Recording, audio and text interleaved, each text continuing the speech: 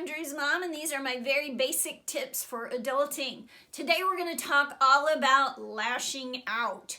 Who does it, why they do it, and how experts say you should respond. So stay tuned, that's coming up in a minute.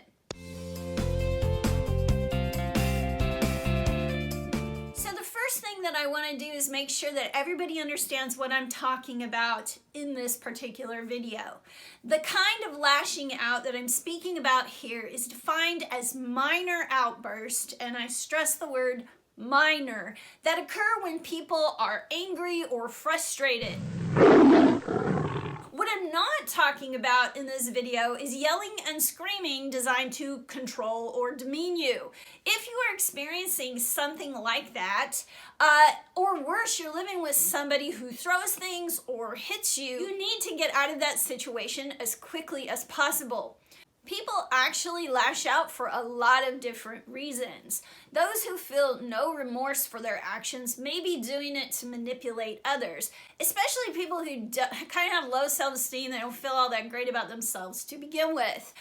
Relationships like that are really not very good for anybody, so it's better to avoid them or end them.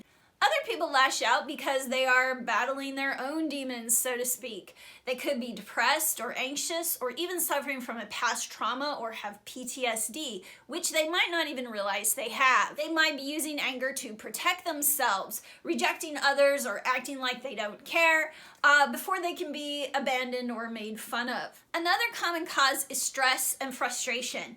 Someone might bite your head off in a particular situation because they are feeling crazy and can't control their own emotions. Usually they're upset by something that's completely off your radar or beyond your control. Lashing out at the nearest target actually provides a release of emotion that lots of people often recognize as hurtful and stupid later. Luckily, there are a few things you can do if you find yourself in these situations.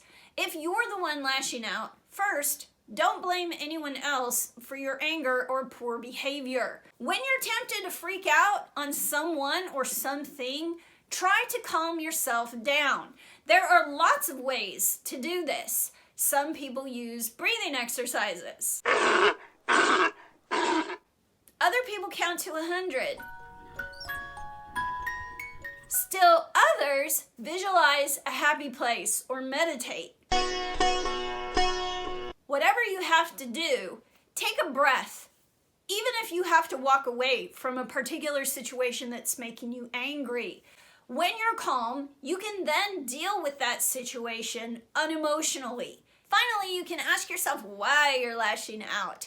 Find out what triggers your anger and then be mindful of those things, right? Try to think of better ways to reach your end goal in a stressful situation.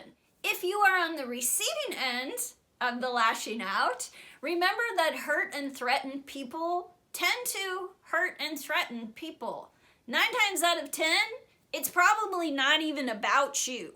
Disengage if you can. Speak calmly, and if possible, try to avoid conflict when you see it escalating. If the person won't calm down, leave. Or if you're on a phone call, hang up.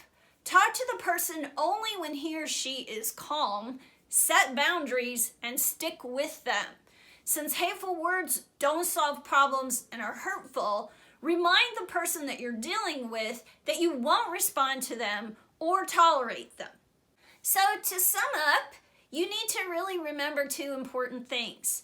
First, you're more likely to get what you want out of life and your relationships if you learn some positive communication techniques. And second, unfortunately, sometimes professional help is the only real option, especially if the angry words and outbursts are accompanied by physical or emotional abuse or the product of past trauma or a stress or mental disorder. On that dire note, I guess I'll end.